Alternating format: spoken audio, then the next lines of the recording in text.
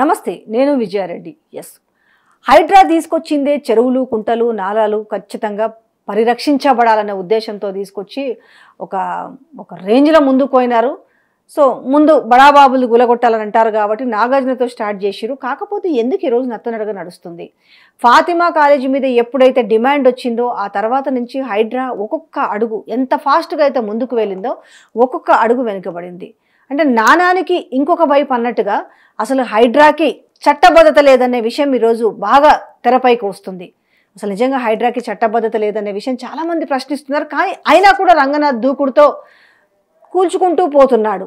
చాలామంది వ్యతిరేకిస్తున్నారు. ఇప్పుడు ఒక్కొక్కరిగా ముందు ఎవరైతే దాని గురించి చాలా పాజిటివ్గా మాట్లాడారో తర్వాత దాని గురించి లాజిక్స్, దాని తర్వాత లీగాలిటీలు వెతుక్కుంటున్నారు. అసలు హైడ్రా ఉండాలా వద్దా, హైడ్రా లీగలా ఇల్లీగలా? సో మనతో ఉన్నారు అడ్వకేట్ బాలా గారు ఉన్నారు, అడిగి తెలుసుకుందాం. నమస్తే బాలా గారు. ఏందండి, హైడ్రా తెచ్చినప్పుడు మాత్రం అందరూ అసలు సూపర్ అబ్బాయి, ఇది అన్ని జిల్లాలకు కూడా వర్తించాలనేసి ఒక వారం రోజులు హైడ్రాకి ఇంత కమిటీ పెట్టిరు, దానికి ఇంత అవుతుంది, ఇట్లా టీం ఉంది, హైడ్రా నడిపే వ్యక్తికి 2 లక్షల జీతము, అసలు కమిషనర్ రంగనాథ్ సూపర్ హీరో లాగా అన్నారు. రోజు రోజుకు పెరుగుతున్న కొద్దీ దాని మీద విమర్శలు ఎక్కువైపోయినాయి. మధ్యతరగతి పీపుల్ అయితే అసలు మీద కిరోసిన్, పెట్రోల్ పోసుకొని ఆత్మహత్యాయత్నం కూడా చేశారు. ఇంతకీ హైడ్రా చేస్తుంది మంచి పనా కాదా? ఒకటి, హైడ్రా అనేది తీసుకురావడం మంచిదే. ఎందుకంటే దఫాలుగా చాలా సందర్భాలలో సుప్రీంకోర్టు లేకపోతే చాలా యాక్టులు కూడా ఏం చెప్తున్నాయి, చెరువుల్ని, కాలువల్ని, కుంటల్ని, లేకుల్ని అన్నిటిని కూడా ప్రకృతికి సంబంధించింది కాపాడండి అని ఎన్విరాన్మెంట్ యాక్ట్ కూడా చెప్తుంది. ఓకే, దాన్ని కాపాడడం కోసం చేసే ఎక్సర్సైజ్ కరెక్టే, మంచిది. కానీ నువ్వు చేసేది లీగల్గా ఉందా లేదా అనేది టెస్ట్ చేసుకోవాలి. ఇప్పుడు హైడ్రాని తీసుకొచ్చారు, హైడ్రాని తీసుకొచ్చిన తర్వాత మీరు దేనికోసం తీసుకొచ్చారు హైడ్రా? అదే కుంటలు, నాలాలు, చెరువులు, గవర్నమెంట్ భూములు అన్ని కూడా పరిరక్షించుకోవాలి, నాలాలని, చెరువుల్ని మళ్ళీ తిరిగి పునరుద్ధరించాలి, జంట నగరాలని కాపాడుకోవాలి. సపోజ్ ఇప్పుడు అవి ఆక్యుపై అయిపోయాయి, ఇల్లీగల్ ఎంక్రోచ్మెంట్స్ జరిగిపోయాయి, అవునా, కబ్జా చేసేసుకున్నారు, దాంట్లో కన్స్ట్రక్షన్స్ జరిగిపోయాయి అనుకోండి. ఇప్పుడు ఇంత జరిగినప్పుడు మీ పవర్ ఏంటి? హైడ్రాకి అంత పవర్ ఉందా? వాటిని ఇమీడియట్గా తీసి పీక్ పడేసేంత పవర్ ఉందా? అదే కదా, ఉందనే కదా చెప్తుంది. ఏ యాక్ట్ ప్రకారం ఈ జీవోని తీసుకొచ్చారు? ఒకసారి ఈ జీవోని చదువుదాము. గవర్నమెంట్ ఆఫ్ తెలంగాణ అబ్స్ట్రాక్ట్ అని ఇచ్చున్నారు. Municipal administration urban development department వాళ్ళు establishment of Hyderabad disaster management response of asset protection agency HYDRAA అని ఒక పేరు పెట్టేసి దాంట్లో జీవోస్ని రెఫర్ చేశారు. ఏ యాక్ట్లో ఏ పవర్ కింద వీళ్ళు ఈ జీవోని ఇష్యూ చేశారని ఎక్కడుంది? ఈ జీవోలో ఎక్కడే గానీ ఇది సీఎం బ్రెయిన్ చైల్డ్ నుంచి వచ్చింది కాబట్టి సీఎం కా ఆ రైట్స్ లేవా? బ్రెయిన్ చైల్డ్ కావచ్చు, లేకపోతే సీఎం యొక్క డైరెక్ట్ ఇది కావచ్చు, ఏదైనా కావచ్చు. బ్రెయిన్ చైల్డ్ లో లేకపోతే ఇంకోటి హార్ట్ బ్రెయిన్ లో నుంచి పుట్టుకొచ్చిన ఒక హార్ట్ లో చైల్డ్ లో, బ్రెయిన్ చైల్డ్ లో కాదు. ఏ చైల్డ్ అయినా కూడా అండర్ కాన్స్టిట్యూషన్ లోనే ఉండాలి, లాకి లోబడే ఉండాలి, అండర్ ద లానే ఉండాలి, అబోవ్ ద లా ఎప్పుడు ఉండకూడదు. దీని యాక్ట్ ఫస్ట్ ఈ జీవోకి ఏ పవర్స్ ని రెఫర్ చేసుకుంటూ, ఏ పవర్స్ కన్ఫర్ చేసుకుంటూ మీరు జీవో ఇష్యూ చేస్తారు చెప్పండి. అసలు దీంట్లో ఉన్న పవర్స్ ఏంటి? ఈ జీవో ఇష్యూ చేయడానికి పవర్స్ ఏంటి? ఇష్యూ చేసింది ఎవరు? Chief secretary. Under which law, under which act you issued this GO? Now this GO it's related to the municipal corporations and enter Hyderabad కదా. ఈ హైదరాబాద్ జిహెచ్ఎంసీకి సంబంధించిన కార్పొరేషన్ యాక్ట్ని బేస్ చేసుకుని నాకు ఈ సెక్షన్లో ఈ పవర్ని బేస్ చేసుకుని నేను ఇది ఇష్యూ చేశాను, ఈ సెక్షన్ని బేస్ చేసుకుని నేను ఈ కమిటీని క్రియేట్ చేశాను అని చెప్పేసి ఎక్కడుంది చెప్పండి? సో అలాంటప్పుడు ఇదేంటి? ఇది illegal, non ice before the court, virus. అంటే ఒక మంచి పని చేయడానికి ఒక ప్రాజెక్ట్ తీసుకొచ్చినప్పుడు end of the day supreme court కూడా చాలా సందర్భాలలో స్టేట్ గవర్నమెంట్ కి చెప్పింది ఇలాంటివి ఉంటే తొలగించండి, తొలగించండి, removal of the encroachment, illegal encroachment, following due process of law అని అంటది. ఇది కనిపించదా వీళ్ళకి? Following due process of law అంటే తెలియదా? Following due process of law అంటే ఏంటి? ఇంకొక పాయింట్ కూడా ఉంది కదా, వితౌట్ నోటీసు మీరు. అదే అండి, డ్యూ ప్రాసెస్ ఆఫ్ లా అంటే ఏంటి? ఫస్ట్ మీరు వాళ్ళకి ఒక నోటీస్ అనేది ఇష్యూ చేయాలి. వాళ్ళు ఇల్లీగల్ ఎంక్రోచర్సే, అఫ్ కోర్స్ కాదనను. మీరు వాళ్ళు ఇల్లీగల్ ఎంక్రోచర్స్ అని ఎట్లా ఐడెంటిఫై చేశారు? ఏ బేసిస్ మీద ఐడెంటిఫై చేశారు? సర్వే చేసిన టీం ఏంటి, సర్వే ఎలా చేశారు, టోపోగ్రఫికల్ వ్యూస్ ఏంటి, దాని సర్వే బౌండరీస్ ఏంటి, అవన్నీ చేసుకోవాలి. ఒక ఫీల్డ్ ఆపరేషన్స్ చేయాలి.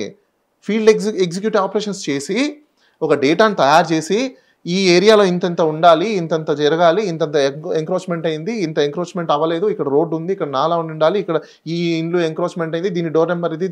ఇప్పుడు ఎంక్రోచ్ అయ్యి కన్స్ట్రక్షన్ చేసుకున్నా కూడా పర్మిషన్లు ఇచ్చారా, పర్మిషన్స్ ఇవ్వలేదా, ఎన్ని పర్మిషన్స్ వచ్చున్నాయి, పర్మిషన్స్ ఎవరు ఇచ్చారు, పర్మిషన్స్ లీగల్గా వచ్చిన పర్మిషన్స్ ఉన్నాయా, దాంట్లో ఫ్రాడ్ చేసి వచ్చిన పర్మిషన్స్ ఏమైనా ఉన్నాయా, ఇవన్నీ చెక్ చేసుకోవాలి.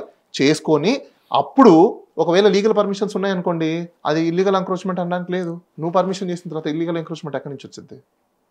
నువ్వే కదా పర్మిట్ చేసావు. ఇప్పుడు మీ ఇంట్లోకి వచ్చి ఒకతను నేను కూర్చున్నానండి, మీరే డైనింగ్ టేబుల్ మీద బాలారా అని కూర్చోపెట్టి భోజనం పెట్టారు. భోజనం అంతా తినేసిన తర్వాత సారీ బాలా భోజనం నీది కదా, పక్కన మొత్తం కక్కే అంటే తినక ముందు చెప్పాలి, తిన్నాక కాదు కదా. ఒకవేళ తిన్నాక బయటికి రావాలంటే దానికి ఇంకో పద్ధతి ఉంది, అది ఏ విధంగా బయటకు వచ్చింది అని చెప్పేసి అని. సో అట్లనే దీనికి కూడా ఎంక్రోచ్ చేసేసుకున్న తర్వాత, కన్స్ట్రక్షన్స్ చేరుకున్న తర్వాత, ఆక్యుపేషన్స్ ఉన్న తర్వాత, మీరు అప్రూవల్ ఇచ్చిన తర్వాత, మీరు ఇచ్చిన అప్రూవల్ని డైరెక్ట్గా మీరే వైలేట్ చేయడానికి లేదు. అందరు గుర్తుపెట్టుకోండి. That officer is a functus officio. అతనికి రైట్స్ అక్కడితో సీజ్ అయిపోతాయి.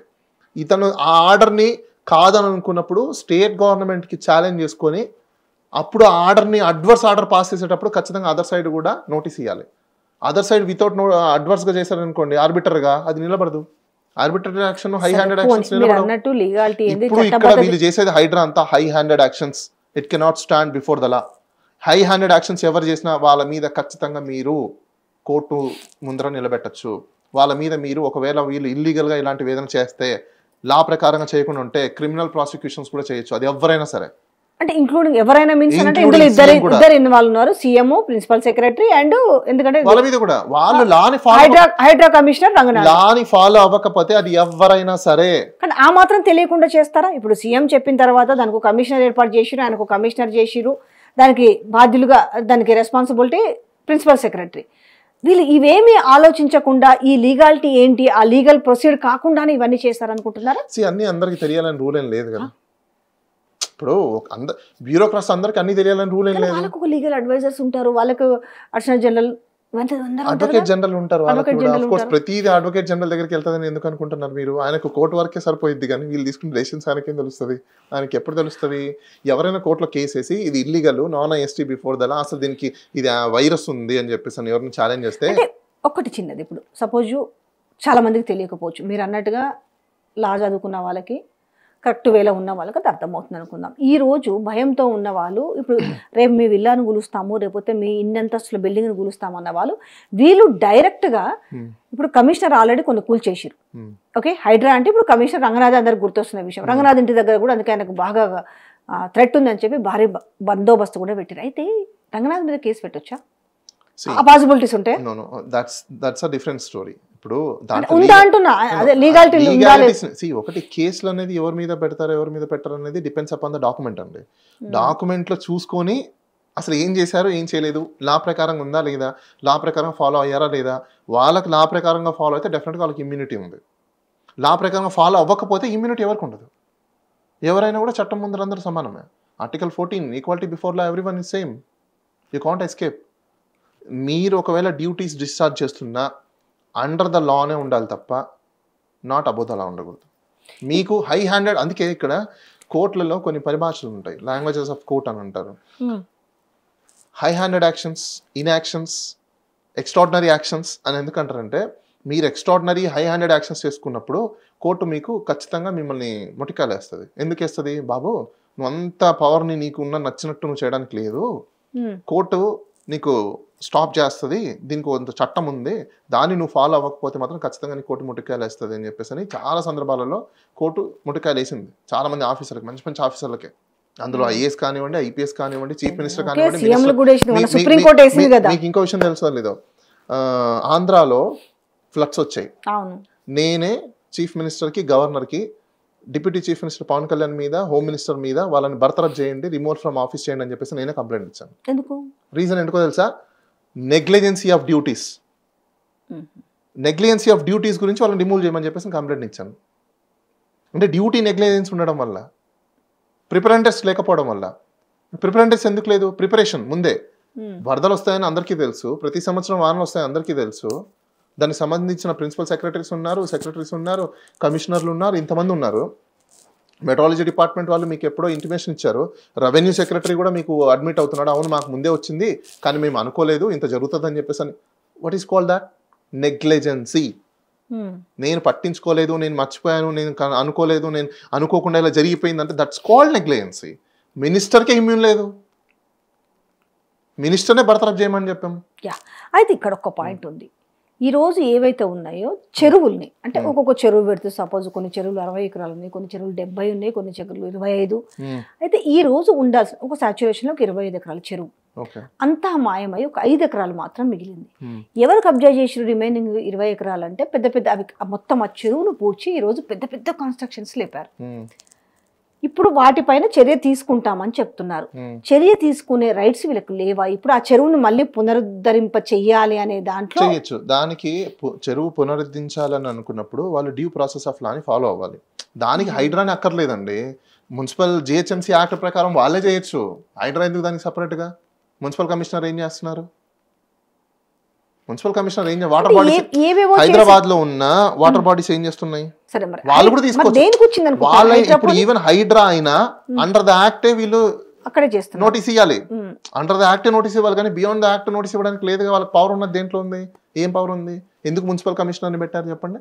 గ్రేటర్ హైదరాబాద్ మున్సిపల్ కమిషనర్ ఎందుకు దీనికి యాక్ట్ అవుతున్నారు చెప్పండి? నేను కొత్త కమిషనర్ని పెట్టచ్చుగా, దీనికి ఒక కొత్త డిపార్ట్మెంట్ పెట్టచ్చుగా, హైడ్రా డిపార్ట్మెంట్ అని చెప్పేసి అని.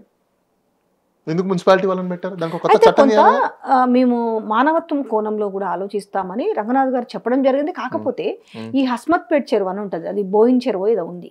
అక్కడ ఆల్మోస్ట్ ఒక 300 కుటుంబాలు ఏమో ఉంటే 150 మందికో 125 మందికో నోటీసులు ఇచ్చారు.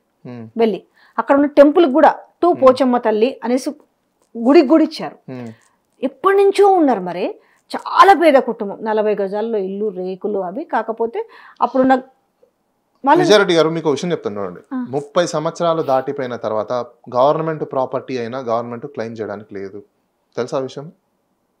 గవర్నమెంట్ ప్రాపర్టీ అయినా గవర్నమెంట్ క్లెయిమ్ చేయడానికి లేదు. 30 సంవత్సరాలు దాటిపోతే you have to go civil court. మీరు సివిల్ కోర్ట్కి వెళ్ళి అయ్యా ఇది నా ప్రాపర్టీ అని ఎవరో కబ్జా చేశారు ఇల్లీగల్ గా, డిక్లేర్ చేయండి నా ప్రాపర్టీ గవర్నమెంట్ ప్రాపర్టీ అని చెప్పేసి నోటీస్. వాళ్ళు ఏమున్నా 30 years లోపలే ఉండాలండి. దానికోసమే ప్రొటెక్షన్. మీరు ఉండే దేనికి నాకు తెలీదు, నాకు ఇప్పుడే తెలిసి వచ్చిందని చెప్పడానికి ఆఫీసర్ లేదు. నేను అదే అంటున్నా, ఆఫీసర్ మాకు ఇప్పుడే తెలిసిందని చెప్పడానికి లేదు. నెల జీతం తీసుకుంటున్న ఆఫీసర్లు, దానికి సంబంధించిన ఆఫీసర్లు ఎందుకు ఉద్యోగం చేయలేదు?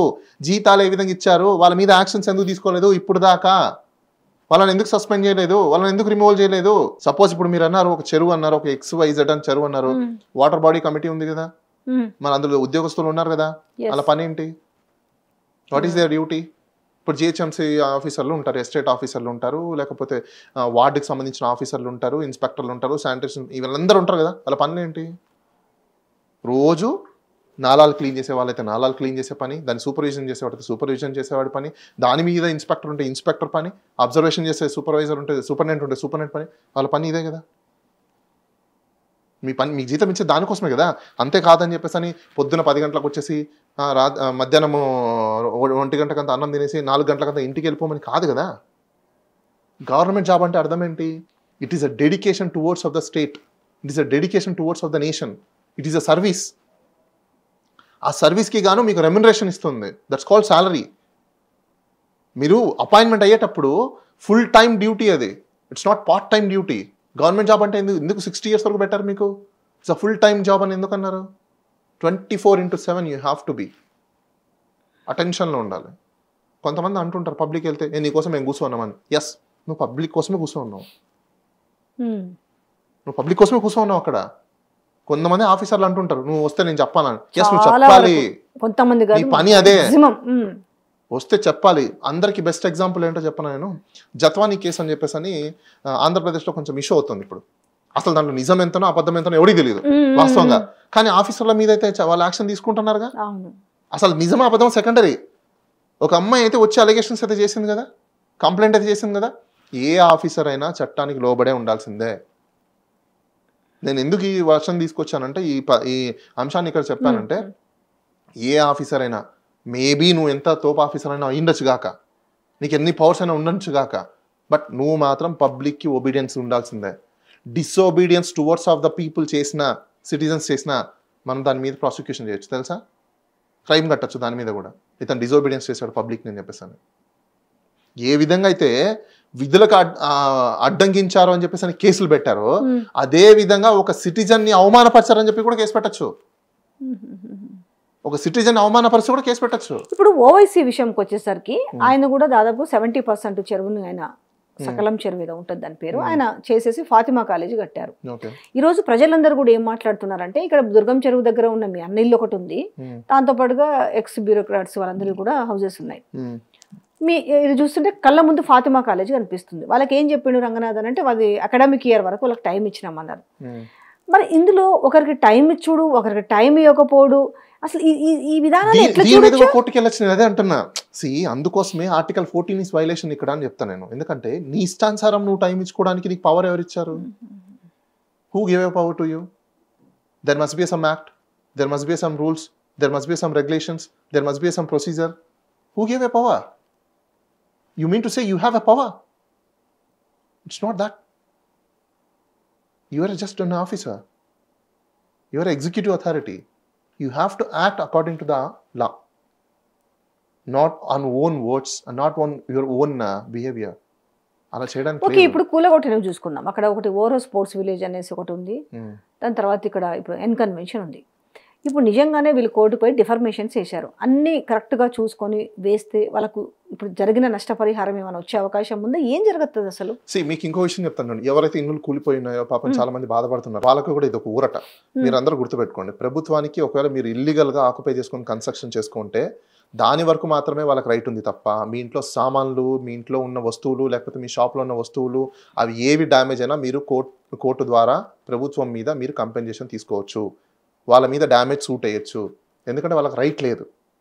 ఇప్పుడు ఇండైరెక్ట్ లైబిలిటీస్ అంటారు దీన్ని. నువ్వు చేసే ఒక పని వల్ల ఇంకోటి డ్యామేజ్ అయిందనుకోండి, అది గవర్నమెంట్ పే చేయాలి. నువ్వు వాళ్ళకి టైం ఇచ్చి ఉండాల్సిందే. సహజ న్యాయ సూత్రాలు అని అంటారు, principles of natural justice you have to maintain. లాకి బియాండ్ అది, కాన్స్టిట్యూషన్కి బియాండ్ అది. It's a high respect jurisprudence ఒక ప్రిన్సిపల్ అది. అయితే ముందేమో ఏవైతున్నాయో అన్ని ఎవరివైనా కూడా మేము తగ్గేదే లేదు, కూల్చుంటూ ఖాయమని చెప్పారు. బట్ ఇప్పుడు కొంచెం వెనక్కి తగ్గింది, యూటర్న్ అంటామో బ్యాక్ అంటామో తెలియదు. ఇప్పుడు ఏం చెప్తున్నారంటే అండర్ కన్స్ట్రక్షన్లో ఉన్నాయి మాత్రమే కూలగొడతామని చెప్తారు. ముందు ఒక మాట, ఇప్పుడు ఒక మాట. ఏం జరుగుంటుంది వీళ్ళలో వచ్చిన మార్పు? అది దాని మీద ఛాలెంజ్ చేయాలండి ఎవరైనా ఒక కోర్టులో. ఇప్పుడు ఆఫీసర్ని కోర్టు ముందు తీసుకొచ్చి ఎందుకు నువ్వు యాక్షన్ తీసుకున్నావు అని చెప్పిన ఎక్స్ప్లెనేషన్ అడగాలి. Call for explanation. అంటే ఇప్పుడు ప్రజల్లో నుంచి వ్యతిరేకత వస్తుంది కాబట్టి వీళ్ళు వెనక్కి తీసుకున్నారా, లేకపోతే ఇప్పుడు వీళ్ళకి ఒక సవాలుగా నిలిచింది ఫాతిమా కాలేజీ? ఒకటి మేడం, ఇక్కడ నేను అందుకే అంటున్నా, ఇప్పుడు నేను ఏమంటున్నానంటే ఇప్పుడు మా దగ్గరికి ఒకవేళ ఎవరైనా బాధితులు వచ్చినా కూడా డెఫినెట్ గా మేము ఛాలెంజ్ చేసి ఉండేవాళ్ళం. ఆ జీవోని ఛాలెంజ్ చేసి ఉండేవాళ్ళము, వాళ్ళ ప్రొసీజర్స్ ని ఛాలెంజ్ చేసి ఉండేవాళ్ళము, వారంటోస్ ని కూడా ఛాలెంజ్ చేసి ఉండేవాళ్ళము. ఎందుకంటే దాంట్లో లీగాలిటీస్ ఎంతవరకు, వీళ్ళకి ఎంత పవర్స్ కన్ఫర్ట్ చేశారని కూడా important. Contrary to the supreme court judgments, contrary to the law ఉండకూడదు. Your act must be under the law అనే ఉండాలి. అంతేగాని ఇష్టానుసారం నేను వెళ్ళిపోతాను చేస్తానంటే ఎలా? Your convention should be as per the rule. నువ్వు ఏ కన్వెన్షన్ చేస్తున్నావో అది రూల్ ప్రకారం ఉండాలి. నాకు పవర్ ఉంది కదా అని చెప్పేసి ఇప్పుడు సీఎం అయ్యాను లేకపోతే మినిస్టర్ అని చెప్పేసి ఇష్టానుసారం చేసుకొని పోవడానికి లేదు కదా. నేను అదే కదా మీకు చెప్తున్నాను.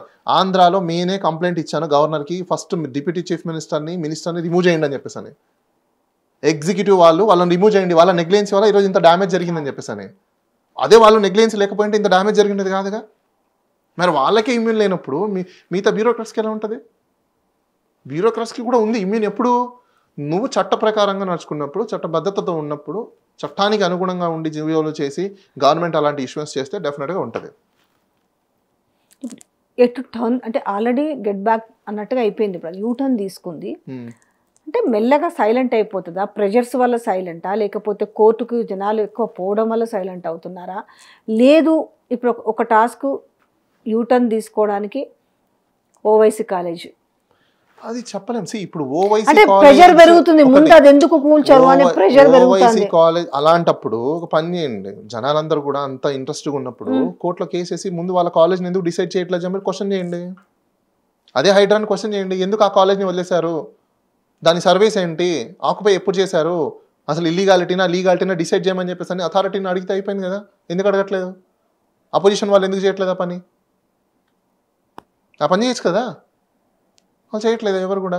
ప్రజలు పక్కన పెట్టండి. అది కూలగొట్టాలి అనేసి బీజేపీ నుంచి రఘునందన్ రావు కావచ్చు, లేకపోతే రాజా సింగ్ మాట్లాడుతున్నారు, కానీ లీగాలిటీ పరంగా ఎందుకు పోవట్లేదు అనేది కదా మీరు అంటున్నారు. ఇప్పుడు మాట్లాడడం చాలా సింపుల్ అండి. ఓవర్ ద ఫ్లో మాట్లాడతారు. ఆ ఓవర్ ద ఫ్లో మాట్లాడిందంతా లాకు బైండ్ కాదు కదా. వాళ్ళు లీగల్గా యాక్షన్ తీసుకుంటే అది బైండింగ్ ఓవర్ అవుతుంది. వాళ్ళు ఎందుకు తీసుకోరు? ఒకసారి బుక్ అయిపోయారు అనుకోండి కోర్టుకి వెళ్ళేసి, దాన్ని వెనక్కి తీసుకోవాలంటే కష్టం కదా. వాళ్ళకి అక్కడి నుంచి ముట్టలు రావు కదా, బ్రీఫ్ కేసులు రావు, మూటలు రావు. చెప్పడం చెప్తారు, బెదిరిస్తారు. ఇప్పుడు మీరు లీగాలిటీస్ ఉంటే అని మాట్లాడుతున్నారు. చెరువులు కబ్జా చేసిన తర్వాత చెరువుల మొత్తం చెరువులోనే కడితే ఇంకా లీగాలిటీస్ ఏముంటాయి చెప్పండి. సపోజ్ కొన్ని కన్స్ట్రక్షన్స్ ఉన్నాయి పెద్ద పెద్ద బిగ్. మీకు చెప్తాను చూడండి విజయరెడ్డి గారు, ఈవెన్ చెరువుల్ని కాలువల్ని కూడా వాటిని కన్వర్ట్ చేయాలనుకుంటే దానికి కూడా కొన్ని గైడ్ లైన్స్ ఉన్నాయి. ఆ చెరువులు అన్యూస్ ఉండి ఆ చెరువులు ఇంకా యూజ్ లేదు, దానికి కనెక్టివిటీ లేదు, దానికి వాటర్ రావు, ఇట్లా కొన్ని కండిషన్స్ చాలా ఉన్నాయి.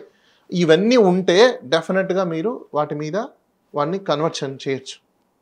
ఇప్పుడు రామోజీ ఫిలిం సిటీ ఉంది, అది రామోజీ ఫిలిం సిటీ ఫారెస్ట్ యాక్ట్ని, ఎన్విరాన్మెంట్ యాక్ట్ని, అదేవిధంగా ఇప్పుడు మీరు అన్నట్టు వాటర్ బాడీస్ యాక్ట్ని సంబంధించింది, సెంట్రల్ వాటర్ బాడీ కమిషన్ సంబంధించిన, ఇప్పుడు వాటిని అన్నిటిని వైలేట్ చేసి ఇచ్చారు. మరి దాని మీద ఎందుకు యాక్షన్ తీసుకోలేదు ఇప్పుడు దాకా? అది మొత్తం కొండలను ఆక్యుపై చేసుకున్నారు. ఎవరు ఇచ్చారు పవర్? ఫారెస్ట్ కి సంబంధించిన ఆ ల్యాండ్ అని మొత్తం గవర్నమెంట్ ఏ విధంగా ఇచ్చింది? ఫస్ట్ ఆ జీవోని ఎందుకు ఛాలెంజ్ చేయట్లేదు చెప్పండి? అంత ప్రభుత్వ భూమి, ప్రకృతికి సంబంధించిన ఆస్తి ఏ విధంగా వాళ్ళకి అంటబెట్టారు? అక్కడ మొత్తం స్ట్రక్చర్స్ అన్ని లేపేశారు, ఇష్టానుసారం స్ట్రక్చర్స్ ఉన్నాయి. ఏ గవర్నమెంట్ వాటికి అప్రూవల్ ఇచ్చింది? ఏ మున్సిపాలిటీ వాళ్ళు వాళ్ళకి పర్మిషన్ ఇచ్చారు? ఆ స్ట్రక్చర్ డిజైన్ ఈ డిజైన్ కి యాజ్ ఇట్ ఈస్ గా ఉందని చెప్పేసి ఎవరు ఇచ్చారు అప్రూవల్? దాని మీద ఎందుకు ఇప్పుడు దాకా దాన్ని ఇప్పుడు దాకా ఎందుకు ఛాలెంజ్ చేయలేదు? మరి ఎవరు చేస్తలేరు? వై? ద బిగ్గెస్ట్ పర్సన్ కాబట్టి. అంటే అప్పుడు ఏం చెప్తారంటే కొంతమంది, సార్ అది మనకు తెలంగాణకు ఒక ఎసెట్, ఎక్కడో ఉన్న సినిమాను మొత్తం ఇక్కడ తీసుకొచ్చాడు, ఇక్కడే షూటింగ్స్ ఇవన్నీ చేస్తున్నారు కాబట్టి ఇది ఒక తెలంగాణకు తలమానికమైన ఒక రామోజీ ఫిలిం సిటీ అని మాట్లాడే వాళ్ళు. రామోజీ ఎందుకు రామోజీ ఉండాలి? గవర్నమెంట్ హ్యాండ్ ఓవర్లు ఎందుకు ఉండదు? అలా చేయాలనుకున్నప్పుడు గవర్నమెంట్ పబ్లిక్ రామోజీ కొంత కొనుక్కున్నాడు కదా అనేసి నేను అదే అంటున్నాను మేడం. ఇప్పుడు అంత ఆస్తి, వేల కోట్ల రూపాయల ఆస్తిని ఎందుకు ఒక వ్యక్తికి ఇచ్చారు? ప్రజల సొమ్ము, వందల మంది సొమ్ము, అది అట్లా కొనుక్కోవడానికి లేదా? అంటే అప్పుడు కొనుక్కున్నారు, అమ్మినారు, వాళ్ళు కూడా పోయి చూసుకొస్తే. కాకపోతే అందులో వైలేషన్ నేను చెప్తాను. సరే మీరు ఇవన్నీ యాక్ట్ పక్కన పెట్టారు కదా, వైఎస్ గారి పీరియడ్ లో అందులో ప్లాట్లు ఇచ్చాడు. దాదాపుగా ఓవరాల్ ఒక 400-500 మెంబర్స్కి ఫ్లాట్స్ ఇచ్చాడు, 60 గజాలు అవి. అది వైఎస్ గారు ఉన్నప్పుడు వరకే ఉంది. అది వీళ్ళు పోయి అక్కడ ఉన్నప్పుడు బేస్మెంట్లు కొంచెం లేపుకున్నారు. ఎప్పుడైతే వైఎస్ మరణం తర్వాత ఇమ్మీడియట్లీ నేను మన వైపు న్యూస్ చేసుకోవచ్చు, పెద్ద పెద్ద గోడలు వేసేసి మొత్తం అవి వేసేసినారు, కంచేసేసినారు. దాని గురించి వాళ్ళు ఏండ్ల తరబడి పోరాటం చేస్తున్నారు, గేట్లు పెట్టి రాణిస్తలేరు. వాళ్ళ ఆ కాగితాలు పట్టుకొని మాత్రమే ఉన్నారు. వాళ్ళని పట్టుకురండి, వాళ్ళని తీసుకురండి, న్యాయం మీరు చేయండి, మనం చేద్దాం న్యాయం. వాళ్ళకి తీసుకురండి అట్లాంటి వాళ్ళని. కానీ వాళ్ళు రానివ్వట్లేదు కదా. ఆ రామోజీకి వ్యతిరేకంగా వస్తాయండి, ఎందుకు రావు? రామోజీ ఏమైనా పంచి దిగొచ్చాడా ఏంటి? ఎవరైనా చట్టం ముందర కింద దిగాల్సిందే. రామోజీ ఏం పంచి దిగి రాలేదు. డబ్బులుంటే ఎవరి డబ్బులు, ఎవరి దగ్గర నుంచి వచ్చాయి డబ్బులు? ప్రజల మీద నువ్వు వ్యాపారం చేస్తే, ప్రజలు కాంట్రిబ్యూట్ చేస్తే, దాంట్లో ఎంప్లాయీస్ అందరు పని చేస్తే, దాంట్లో అందరూ నిన్ను సపోర్ట్ చేస్తే వచ్చాయి నీకు ఈ కోట్ల రూపాయల ఆస్తి. నీ ఒక్కడి నువ్వు సంపాదించుకోలేదు. నీకు టాలెంట్ ఉంటే మనిషి జోబులో ఎక్కడైనా పెట్టుకో, టాలెంట్ ఉంటే మనిషి ఎక్కడైనా పెట్టుకో. అందులో ప్లాట్లు ఉన్న వాళ్ళకి న్యాయం జరిగే అవకాశం ఉంటుందా? వాళ్ళ ప్లాట్లు వాళ్ళు ఎన్నిసార్లు పాపం ధర్నాలు చేసిరు, రాస్తారోకలు చేసిరు, మీడియాలో కవరేజ్లు వచ్చినాయి. కానీ లోకల్లో ఉన్న సర్పంచులు, లోకల్లో ఉన్న ఎంఆర్ఓ, లోకల్లో ఉన్న ఎండి వీళ్ళెవ్వరు కూడా సపోర్ట్ చేస్తలేరు వాళ్ళకి. ఆ కాగితాలు పట్టుకుని అటాగే ఉన్నారు. 18 ఏళ్ళకి వాళ్ళని తీసుకురండి, ఖచ్చితంగా న్యాయం అయితే జరుగుతుంది. Okay, done. వాళ్ళని తీసుకురండి. ఎంతమంది ఉన్నారో, ఎంతమందికి ఇచ్చారు అక్కడ భూమి? 500 మందిని తీసుకురండి, ఖచ్చితంగా న్యాయం అయితే జరుగుతుంది, నో డౌట్ అందులో. ఎందుకంటే ఒకసారి గవర్నమెంట్ వాళ్ళకి ఉండడానికి భూమి ఇచ్చిన తర్వాత గవర్నమెంట్ రిజంప్షన్ చేసుకోవాలంటే వాళ్ళకి కంపెన్సేషన్ పే చేయాలి. రిజంప్షన్ ఎందుకు చేసుకుంటున్నారో రీజన్ చెప్పాలి. ఉత్తిపోయిన కూరికి అలా తీసేసుకోవడానికి లేదు. అసైన్డ్ భూమి ఇచ్చిన, అసైన్డ్ ల్యాండ్లో కన్స్ట్రక్షన్స్ చేసుకున్నా, ఇప్పుడు రోడ్లు తీస్తుంటారు, లేకపోతే ఏదైనా చెరువులు చేస్తుంటారు, లేకపోతే నాలాలు తీస్తుంటారు. అసైన్డ్ భూములు ఉంటే అక్కడ వాళ్ళ కంపెన్సేషన్ పే చేస్తారుగా, రీహాబిలిటేషన్స్ కింద. ఎందుకు పే చేస్తున్నారు? దేనికోసం పే చేస్తున్నారు? మళ్ళీ వాళ్ళు ఇంకో చోట వాళ్ళ జీవనోపాధి పోయింది కాబట్టి, అవును. వాళ్ళకు నివసించే ప్లేస్ పోయింది కాబట్టి దానికే డిపిఎస్పీస్ అంటారు, directive principles of state policies. ఇప్పుడు గవర్నమెంట్ ఇవన్నీ స్కీమ్స్ దేని అండర్లో ఇస్తుంది? ఎడ్యుకేషన్ దేని అండర్లో ఇస్తున్నారు? హెల్త్ దేని అండర్లో ఇస్తున్నారు? కొత్త ఇల్లులు దేని అండర్లో ఇస్తున్నారు? సబ్సిడీలు దేని అండర్లో ఇస్తున్నారు? డిపిఎస్పీలోనే ఇస్తున్నారు. కాన్స్టిట్యూషన్లో డిపిఎస్పీ అనేది ఉంటుంది, directive principles of state policies. State ఏమేమి పనులు చేయాలి, ప్రజల కోసం ఏమేమి సబ్సిడీలు తీసుకురావాలి, ఎటువంటి దాని మీద ఖర్చులు పెట్టాలి, ఏ ఏ పాలసీలు తీసుకురావాలి, ఇవన్నీ ఆల్రెడీ డిఫైన్ కాన్స్టిట్యూషన్లో, రాజ్యాంగంలో ఆల్రెడీ పొందుపరిచి ఉంది. వాళ్ళు ఊరికేమి ఇవ్వట్లేదు ఎవరు కూడా, రండి బాబు రండి రండి రండి అని ఇవ్వట్లా. వాళ్ళకి ఇవ్వాల్సిన హక్కు అది. మీ మీడియా ద్వారా నేను ప్రజలకు హెచ్చరిస్తున్నా, I'm appealing to the people, it is your right. Your not a beggar, your a owner of that site. Public property అంటే హూ ఇస్ ద పబ్లిక్ అండి? Public is you as a voter. నీ కోసం నీకు లేనప్పుడు it's duty of the government. It's a government duty. సరే okay, అన్నీ చెప్తున్నారు కదా, అసలు ముఖ్యమంత్రి ఎందుకు ఈ నిర్ణయం తీసుకొని ఉంటాడు? అంటే అరాకొర నిర్ణయం అని చెప్పాలి. పోనీ పూర్తి స్థాయిలో తిన చట్టబద్ధత చేసి తీసుకురాకుండా మీరు అన్నట్టుగా ఎందుకు ఇట్లాంటి ఒక హైడ్రాని తీసుకొచ్చి? యూజువల్గా ఇలాంటి యాక్షన్స్, హై హ్యాండెడ్ యాక్షన్స్ ఎందుకు చేస్తారంటే, గవర్నమెంట్ వచ్చిన కొత్తలో దీనికి సంబంధించిన రియల్ ఎస్టేట్ వాళ్ళ దగ్గర బ్లాక్ మనీ ఎక్కువగా ఉంటుంది. ఈ రియల్ ఎస్టేట్ వాళ్ళలో ఎక్కువగా ఉండే వాళ్ళు ఎవరెవరు అంటే, ఒకటి ఇండస్ట్రియలిస్ట్ ఉంటారు, ఫైనాన్షియర్స్ ఉంటారు, మూవీ ఇండస్ట్రీస్కి సంబంధించి కోట్ల రూపాయల వాళ్ళకి రెమ్యునరేషన్ వస్తుంది కాబట్టి క్యాష్ రూపంలో ఇన్వెస్ట్ చేసేవాళ్ళు, ప్రొడ్యూసర్స్, లేకపోతే రకరకాల కమ్యూనిటీకి సంబంధించిన హెడ్స్, వీళ్ళే ఎక్కువగా ఉంటారు. వాళ్ళ దగ్గర నుంచి డైరెక్ట్గా అడిగితే డబ్బులు ఎవడు? డైరెక్ట్గా అడిగితే డబ్బులు ఎవడు? సో అప్పుడు వాళ్ళు డబ్బులు ఇవ్వాలి, లేకపోతే బ్యాక్ డోర్లో వాళ్ళు ఏదో ఒకటి హెల్ప్ చేయాలంటే ఏం చేయాలి? వాళ్ళకు ఒక స్కేర్ సిటీని క్రియేట్ చేయాలి, ఒక భయాన్ని క్రియేట్ చేయాలి. అమ్మో ఏదో జరిగిపోతుందని అనుకున్నట్టు ఒకటి ఇన్స్టెంట్ని క్రియేట్ చేస్తే అప్పుడు వాళ్ళ దగ్గరకు వచ్చి, అయ్యా బాబు నువ్వు చల్లబడు, నువ్వు కూల్గా అవ్వు, నువ్వు నెమ్మదవ్వు అని చెప్పేసి అని వాళ్ళకి కావాల్సిన సమర్పణమి అన్నీ చేసుకుంటే అప్పుడు వాళ్ళు కూల్ అవుతూ వస్తారు. మీకు బెస్ట్ ఎగ్జాంపుల్ ఒకటి చెప్పనా? చిరంజీవికి చెల్లెలు కొడుకు మేనల్లుడు సాయి ధరమ్ తేజ్ రోడ్డు మీద ఒక కన్స్ట్రక్షన్ చేసుకున్న కంపెనీ ఇసుక పడిందని చెప్పి జారి పడ్డారని చెప్పేసి అని వాళ్ళకి ₹1,00,000 ఫైన్ వేశారు. ఎవరు? చిరంజీవికి సంబంధించిన చెల్లి కొడుకు అని చెప్పేసి అని. కామన్ మ్యాన్ ఎంతో మంది రోడ్డు మీద పడుతున్నారు, గుంతలు ఉన్నాయి, బండ్లు వెహికల్ రిపేర్ అవుతున్నారు, ప్రాణాలు కోల్పోతున్నారు. మరి వీళ్ళకి ఫైన్లు ఎందుకు వేయలేదండి?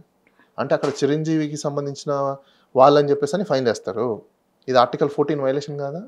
అంటే బడా బాబులకైతే ఒక లెక్క, ఈ జనాలందరూ మేల్కోవాలి. అందుకే నేను అంటాను షీప్స్ ఆర్ ద పీపుల్ అని చెప్పేసి అని.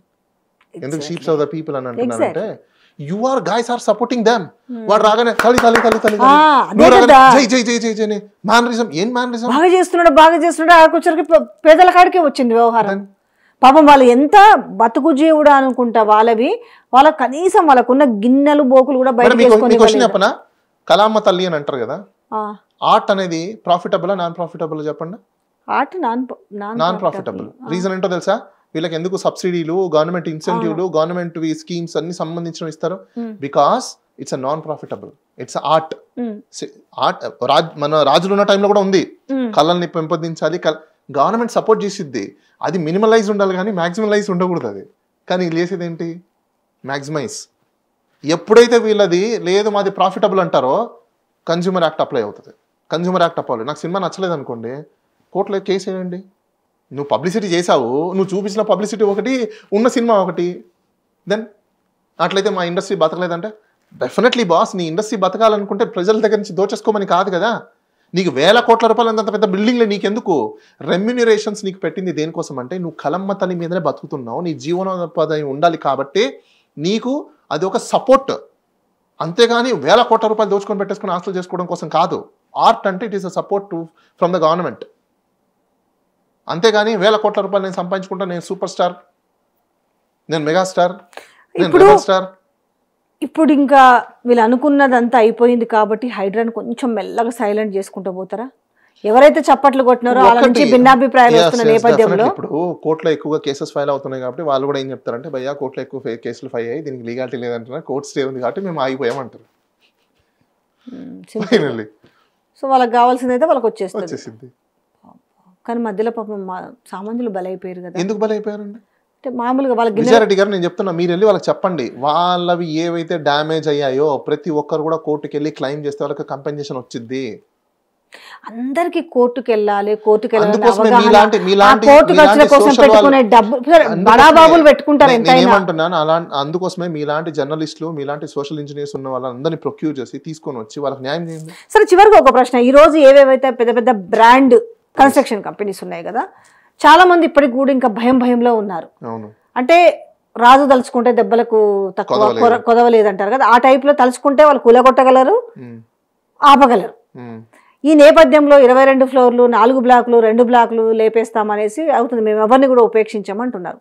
ఇప్పుడు వాళ్ళకు రెరా అప్రూవ్డ్, హెచ్ఎండిఏ అప్రూవ్డ్ అన్ని వచ్చి ఉంటాయి కదా, వాళ్ళు ఇప్పుడు మీలాంటి వాళ్ళని సంప్రదిస్తే వాళ్ళని మీరు సేవ్ చేస్తారా? అంటే వాళ్ళకి లీగాలిటీ ఉంటే. డెఫినెట్లీ లీగాలిటీ ఉంటే సేవ్ చేస్తాం. లీగాలిటీ ఉంటే ఖచ్చితంగా.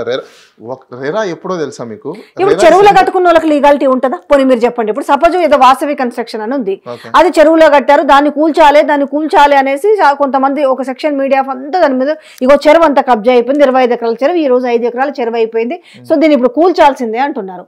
సో ఇంకా హైడ్రా అక్కడికి వెళ్ళలేదు, ఇవాళ రేపో అంటుంది. అట్లాంటి చాలా కన్స్ట్రక్షన్స్ ఉన్నాయి. ఇప్పుడు గవర్నమెంట్ దానికి అప్రూవల్ ఇచ్చిందంటే దానికి సర్వే అన్ని లీగాలిటీస్ ఉంటే మాత్రం ఎవరేం చేయలేరు. ఈవెన్ చెరువుల్ని కూడా కన్వర్ట్ చేయొచ్చు, దానికి ఒక ప్రొసీజర్ ఉంది. కన్వర్ట్ చేయాలంటే ఎలా చేయాలనేది కూడా ప్రొసీజర్ ఉంది. సుప్రీంకోర్టు జడ్జ్మెంట్స్ చాలా ఉన్నాయి. నువ్వు చెరువుల్ని అన్యూస్ఫుల్ చెరువులు ఏమైనా ఉంటాయో కన్వర్ట్ చేయమంటారు, మట్టి తవ్వుతూ ఉంటారు, చూసారా మీరు? అయితే అది కాదు. ఇప్పుడు సపోజ్ అతను ఒకటి తేవాలని అందరు అధికారులకి లంచం ఇచ్చి అతను పర్మిషన్లు తెచ్చుకున్నాడు, కూలగొడతారు. అధికారులకు లంచం ఇచ్చి ఇల్లీగల్ గా పర్మిషన్స్ తెచ్చుకుంటే అది ఇల్లీగల్ పర్మిషన్స్ కాబట్టి పర్మిషన్ ఇచ్చింది కూడా ఒకవేళ ఇల్లీగల్గా జరిగింది అనుకోండి, as per rule of law లేకున్నా, యాజ్ పర్ ప్రొసీజర్ ప్రకారం లేకున్నా, యాజ్ పర్ రూల్స్ ప్రకారం లేకున్నా, గవర్నమెంట్లో ఉన్న ఆఫీసర్ ఒకవేళ బ్రైబ్ తీసుకొని అలాంటి ఆర్డర్స్ అయినా పాస్ చేసి ఉంటే ఖచ్చితంగా వాటిని ఛాలెంజ్ చేసి కోర్టులో సెటిసైడ్ చేసి మొత్తం కూలగొట్టారు. ఓకే, ఇప్పుడు మరి వీళ్ళు కూడా లీగల్గా ఉన్నాయి కూలగొడుతున్నారు అనుకోవచ్చు కదా, ఇల్లీగల్ ఎందుకు కూలగొడతారు వీళ్ళు మాత్రం? ఇప్పుడు ఇల్లీగల్ గా ఉన్నప్పుడు నేను అదే లీగల్ ఉంటే వాళ్ళు కూలగొట్టారు కదా, వాళ్ళకి కూడా తెలుసు కదా. అది ఒకవేళ ఇల్లీగల్ ఆర్డర్ అయినప్పుడు, ఒకవేళ నువ్వు ఆర్డర్ మీద ఆర్డర్ని మళ్ళీ సెటిసైడ్ చేస్తున్నావు అంటే ఆ పర్సన్కి నోటీస్ ఇవ్వాలి. ఇప్పుడు నువ్వు ఒక ఆర్డర్ ఇచ్చారు, సపోజ్ మీకు జిహెచ్ఎంసీలో ప్లాన్ అప్రూవల్ అయింది, అప్రూవల్ అయిన ప్లాను ఇది కరెక్ట్ కాదు, ఇది ఇల్లీగల్గా వచ్చింది, ఆఫీసర్ లంచం తీసుకొని ఇచ్చాడని అనుకున్నప్పుడు వాళ్ళ మీద పై అధికారికి ఈ ఆర్డర్ని సెటిసైడ్ చేయమని అడగాలి. అప్పుడు సెటిసైడ్ చేయమని అడిగినప్పుడు ఆఫీసర్ ఇతనికి నోటీస్ ఇస్తాడు, బాబు ఇదిగో నీ ఆర్డర్కి మేము ఇట్లా నాకు కంప్లైంట్ వచ్చింది, నీ ఆర్డర్ ఇల్లీగల్ అని చెప్పేసి అని నీకు నోటీస్ ఇస్తున్నాము, ఎందుకు క్యాన్సిల్ చేయకూడదో నువ్వు వచ్చి చెప్పు అని చెప్పేసి అడుగుతాడు. నీది ఇల్లీగల్ అంట, డాక్యుమెంట్స్ ప్రాపర్గా లేవని చెప్పేసి అని. అప్పుడు ఇతను వెళ్ళి డాక్యుమెంట్స్ అన్ని ప్రొడ్యూస్ చేసి లేదండి మాదన్నీ కరెక్ట్గా ఉన్నాయని చెప్తే అతను క్యాన్సిల్ చేయాలా లేదని అప్పుడు ఆఫీసర్ ఆలోచిస్తాడు. అది క్యాన్సిల్ అవ్వకుండా ఇది లీగల్ అయినట్టేగా. ఇన్ని లీగాలిటీస్ టెక్నికాలిటీస్ ఉన్నాయి. సరే, ఓకే, ఇది హైడ్రాకి సంబంధించిన విషయం. అయితే ఇప్పుడు తెలంగాణలో ఇంకొక విషయం కూడా బాగా హాట్ టాపిక్ గా నడుస్తుంది. ఎమ్మెల్యేలపై అనర్హత వేటుకు సంబంధించి నేను హైకోర్టు ఇచ్చింది కదా 4 వారాల స్పీకర్ డెసిషన్ తీసుకోమని, లేకపోతే మేము సుమోటోగా తీసుకుంటాం అన్నారు. అందులో ఉన్న వాళ్ళు ఇప్పుడు 3 ఉన్నారు. సో కడియము, దానము, తెల్ల వెంకట్రావు. సో ఇందులో చూస్తుంటే దానంది అయితే బాగా బట్టబయలైపోయింది. ఏముండబోతుంది అంటే ఆల్రెడీ మళ్ళీ మేము సుమోటోగా తీసుకుని విచారణ చేస్తామని వాళ్ళు చెప్పడం అంటే ఏముంటుంది? సుమోటోగా తీసుకుని విచారణ ఎప్పుడు చేయదు కోర్టు. ఇలాంటి సందర్భాలలో అది జ్యూరిస్డిక్షన్ లేని అంశం కాబట్టి, అది స్పీకర్ కి సంబంధించిన అంశం కాబట్టి స్పీకర్ కి సజెస్ట్ చేస్తుంది, డైరెక్ట్ చేస్తుంది, మీరు రూల్ ఆఫ్ లాని పాటించేసి ఇన్ని రోజుల లోపల మీ డెసిషన్ తీసుకోండి అని చెప్పేసి.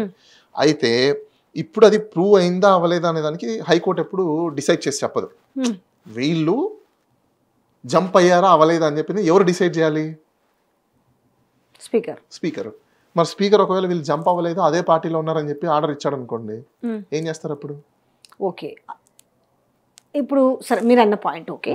మరి దానం పరిస్థితి, దానం అయితే జంప్ అయినడానికి ఆయన బీఫామ్ తీసుకుపోయి ఎలక్షన్ కమిషన్కి ఇచ్చింది కదా. ఎవరు ఇచ్చిన బీఫాము? కాంగ్రెస్ పార్టీ ఇచ్చిన బీఫామ్. ఆయన గెలిచింది కారు గుర్తు మీద. ఓకే, దాన్ని ఆయన ఎమ్మెల్యే. కానీ ఎమ్మెల్యే ఉండగా మళ్ళీ ఈ బీఫామ్ మీద వేరే పార్టీ నుంచి బీఫామ్ మీద గెలిచారు. అది ఎట్లుంటుంది? ఒకటి ఇప్పుడు దానం నాగేంద్ర గారి విషయంలో మాత్రం ఆయన ఎస్కేప్ అవడానికి ఛాన్స్ లేదు.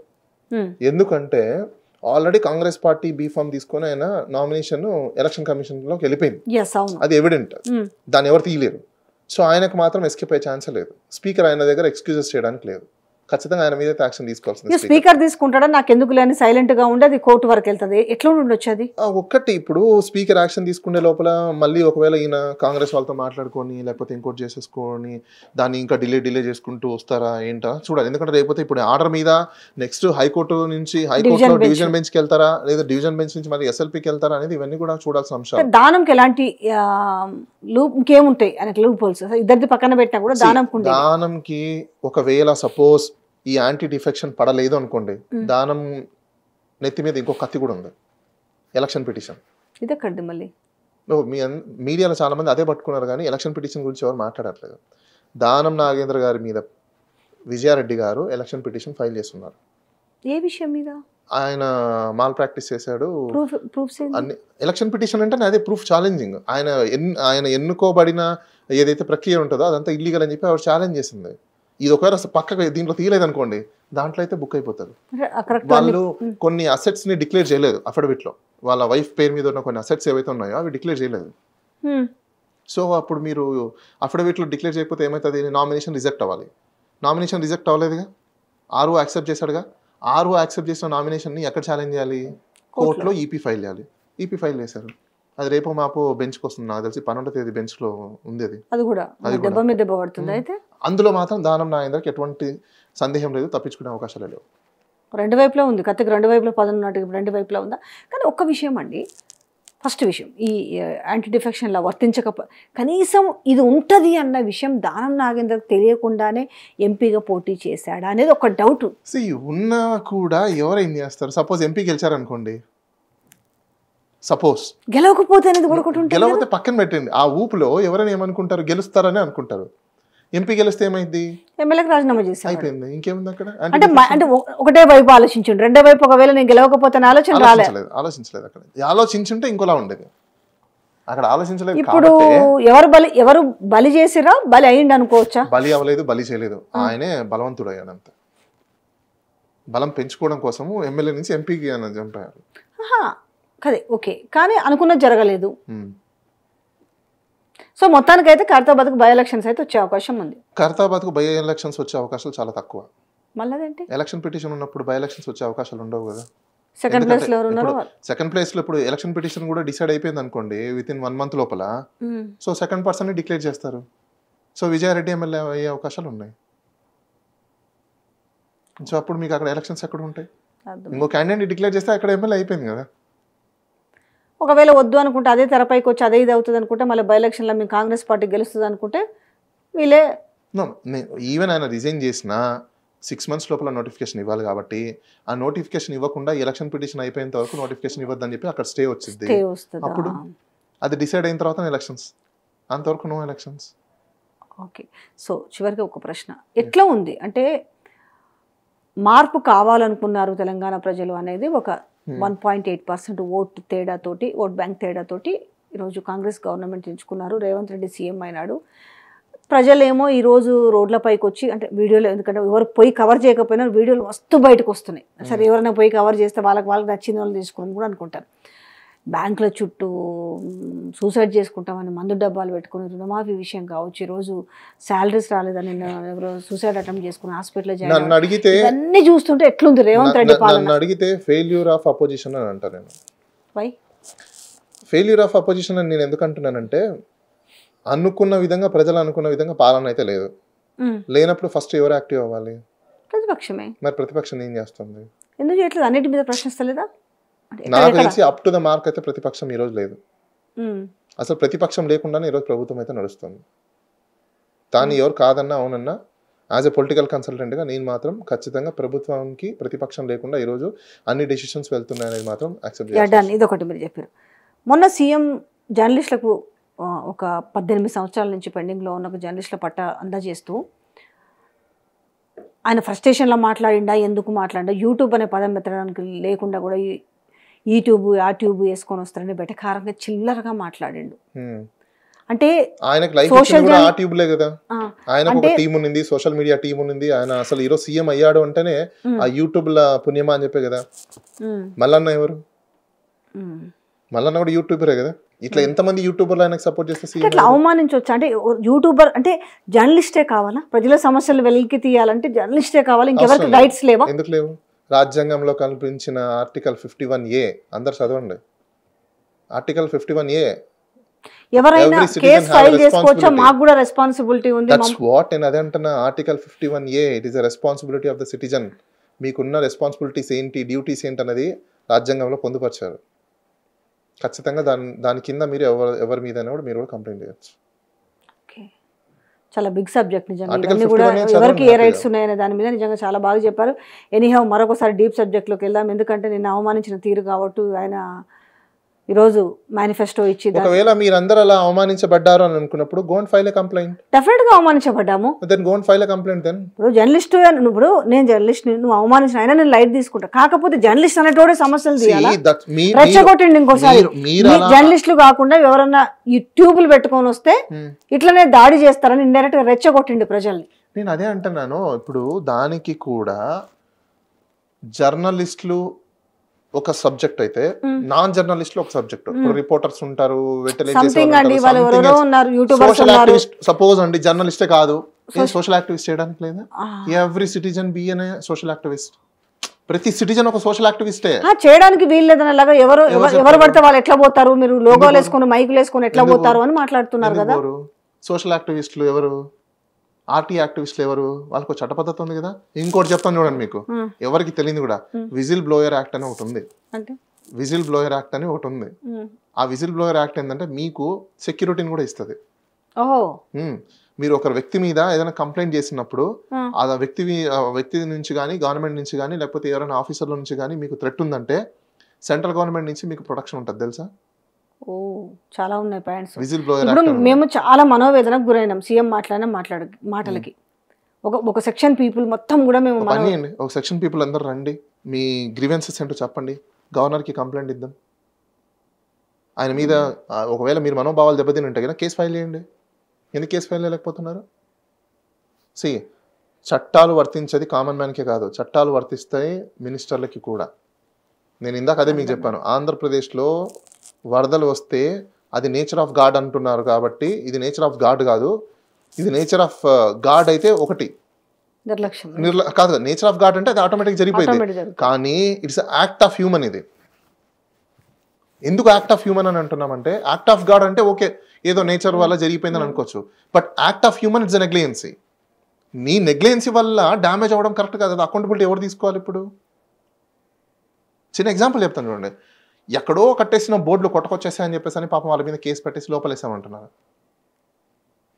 ఎక్కడో కట్టేసిన బోర్డులని వాడే వాలంటరీగా వదిలిపెట్టాడు కదా. సపోజ్ అదే ప్రామాణికంగా తీసుకుంటే వరదలు వచ్చి చాలా మంది కార్లు కొట్టుకుపోయి ఇంకొకరి ఇల్లు డ్యామేజ్ చేశాయి, మరి వాళ్ళ మీద ఒక కేసు పెడతావా? పెడతారా? అట్లే ఉంటది కదా. ఇప్పుడు ఆ నీళ్ళు వచ్చి మీ తప్పిదాల వల్ల నీళ్ళు వచ్చేసి వేరే వాళ్ళ ఇల్లు డ్యామేజ్ చేసాయి, చనిపోయారు చాలా మంది, మీ మీద 304 కేసు పెట్టాలా? ఇక పోతే ప్రతి దాని మీద రైట్స్ ఉన్నాయి పబ్లిక్. చాలా క్లియర్ గా చెప్పండి. Thank you so much again Bala గారు.